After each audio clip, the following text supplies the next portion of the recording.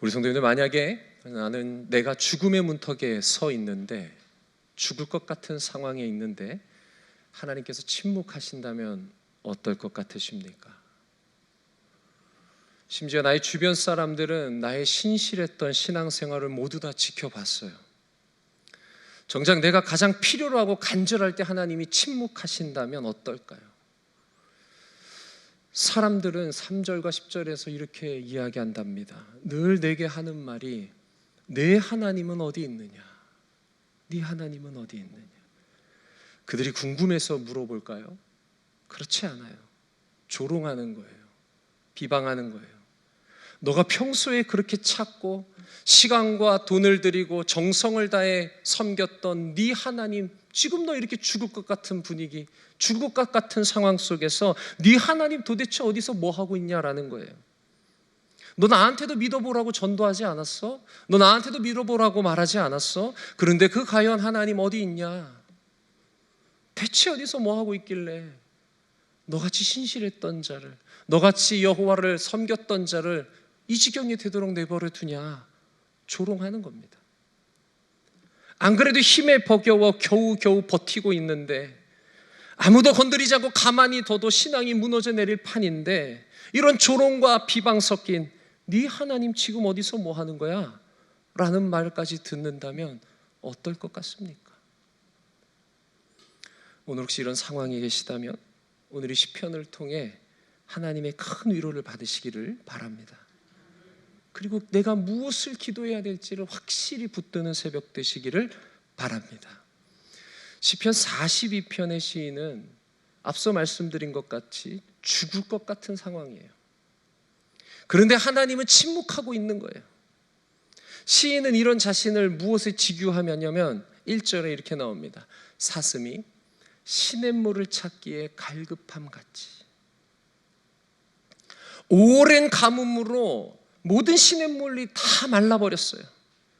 사슴은 물이 있었던 곳들을, 기억을 더듬어 찾아가는 거예요. 여기에 물이 있었는데 다 말랐네. 저기에 물이 있었는데 여기도 다 말랐네. 사슴은 물이 흘렀던 개울의 밑바닥까지 내려가 헐떡이고 있는 거예요. 시인은 그런 사슴을 보며, 야, 네 모습이 마치 내 모습과 같구나. 나도 지금 하나님을 찾기에 갈급한데 사슴아 너도 그렇구나. 내 영혼이 헐떡이면서 하나님을 찾고 또 찾고, 언제쯤이면 하나님의 얼굴을 볼 수 있을까? 또 구하고 또 구해도 도무지 만날 수가 없는데, 목마른 사슴아 너도 나와 같구나. 이것이 시인의 갈급한 심정이에요. 그런데 이런 상황에서 어떤 말이 들린다고요? 사람들, 10절에는 대적들이라 그래요. 뭐라고요? 네 하나님이 어디 있느냐. 참 기가 막힌 타이밍이죠. 시인은 무너져 내리고 말아요. 주체할 수 없는 눈물이 흐르는 거예요. 그래서 그 눈물이 음식이 됐다라고 시인은 고백해요. 얼마나 많이 울었는지 모르겠어요. 심지어 10절에서는 이 주변에 있는 대적들의 네 하나님 어디 있냐 이 말이 뼈를 찌르는 듯한 죽을 것 같은 고통이라고 말하고 있어요.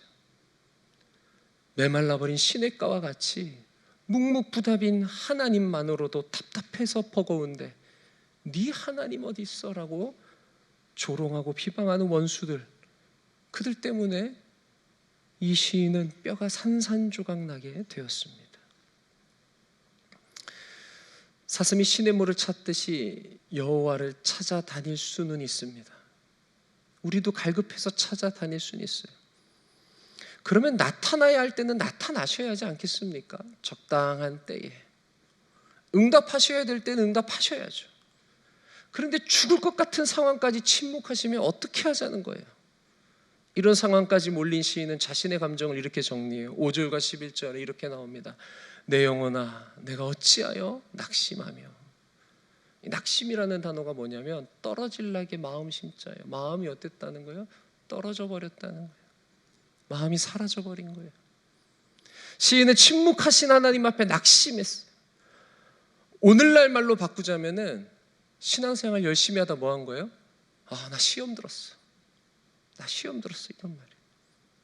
내 상황 너무 갈급한데 하나님이 침묵해서 시험 들고, 주변 사람들이 조롱해서 시험 들고, 나를 진정으로 위해주는 사람이 아무도 없어서 시험 들고, 지금까지 수고하고 모든 것들이 아무짝에도 쓸모없는 것 같은 회의감이 들어서 시험에 들고, 이게 시인의 상황이에요. 그런데 과연 시인은 낙심되고 시험에 빠져 하나님을 등지고 떠났을까요? 나 시험 들었으니까 이제 안 믿을 거야, 교회 떠날 거야, 그랬을까요? 그렇지 않아요.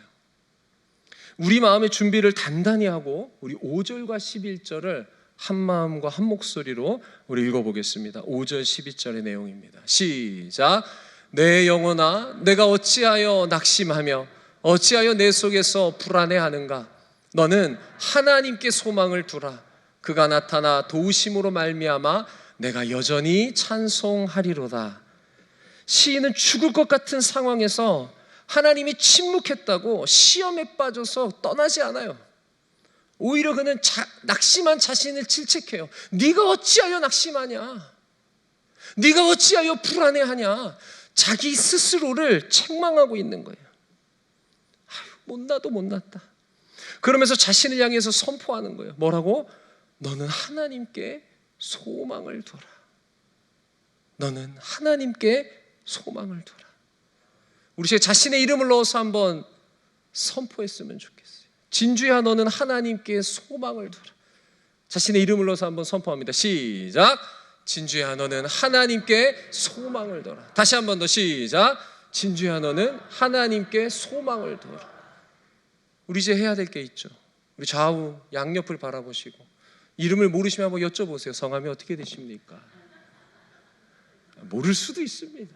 우리 좌우를 보고 극존칭을 사용하셔서 우리 한 번 더 축복하겠습니다. 시작.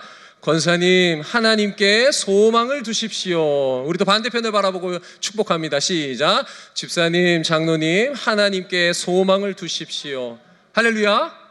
아멘인 거예요. 나는 죽을 것 같고 하나님은 아무런 응답이 없어도 시인의 방향성은 어디를 향해 있어요? 그럼에도 불구하고 나는 하나님께 소망을 두겠다. 이것이 우리에게 오늘날 필요한 신앙이라는 거예요. 끝까지 하나님께 소망을 두고 나는 여전히 찬송하며 살겠다. 그런 옥인의 성도 되기를 축복합니다.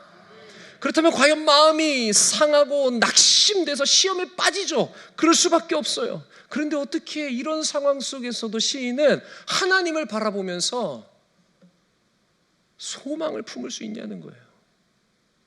죽을 것 같은 뼈가 으스러지는 듯한 죽음의 고통 속에서도 어떻게 하나님을 바라보고 소망을 품냐라는 거예요.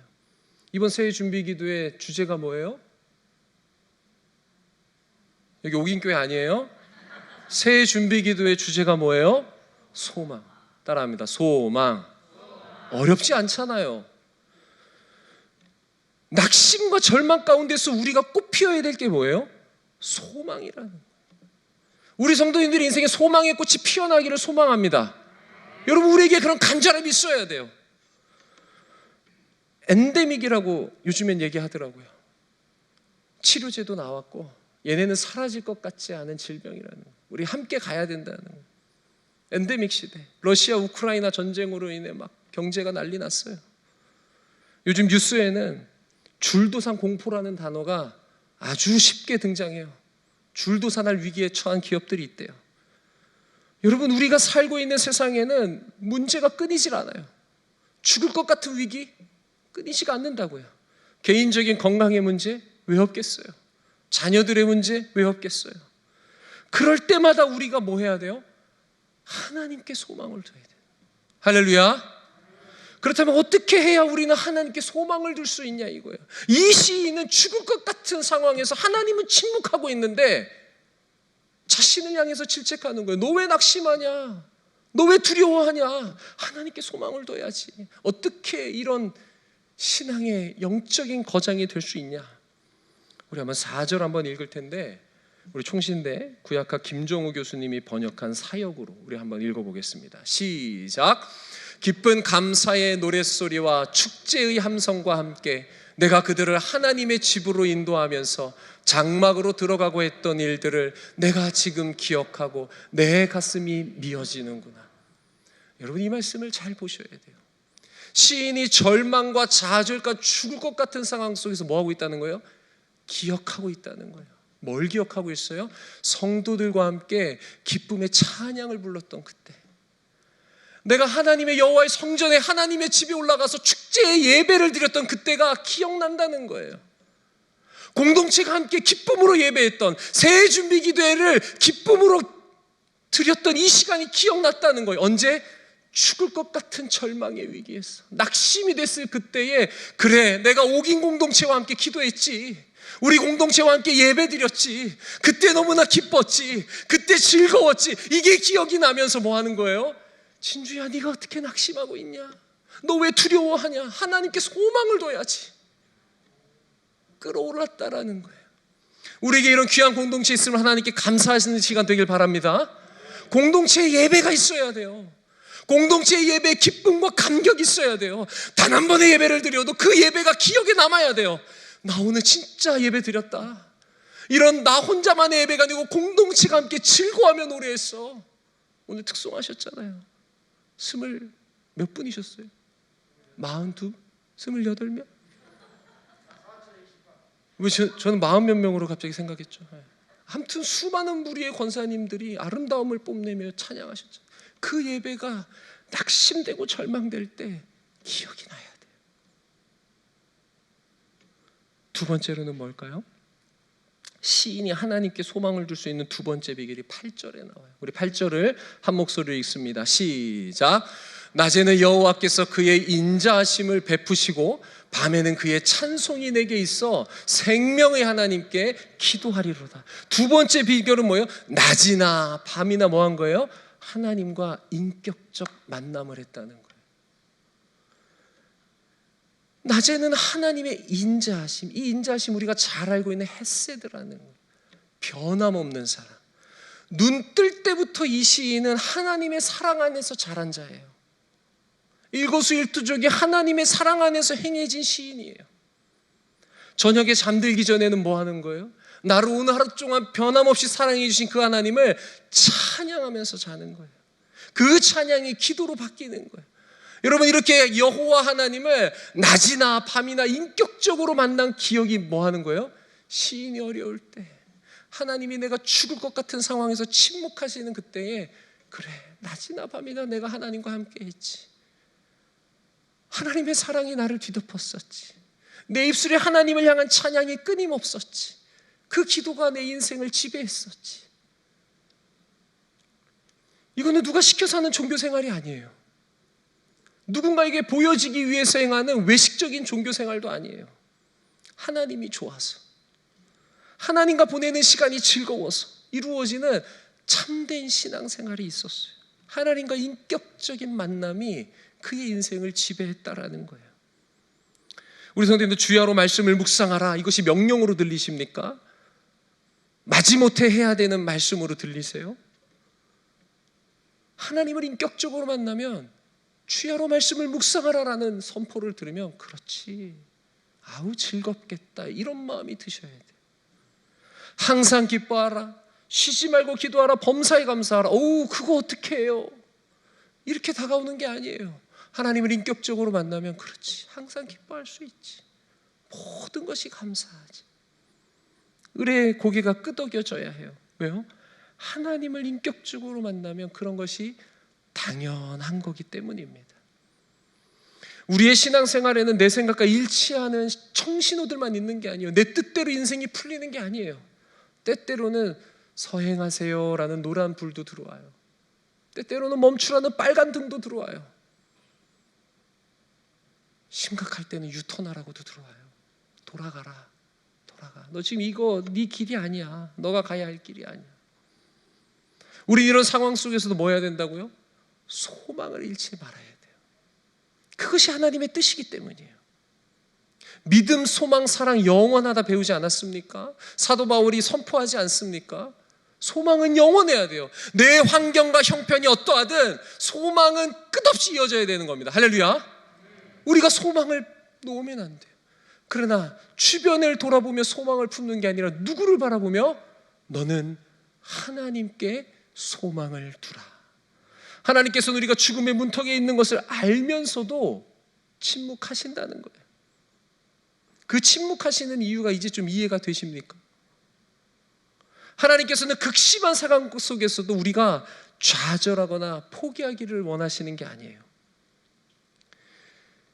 공동체 예배의 기억과 경험이 있고 낮이나 밤이나 하나님을 인격적으로 만남이 있는 어느 정도 신앙생활을 누린 자라면 하나님이 침묵하셔도 하나님은 뭘 하기 원하셔요?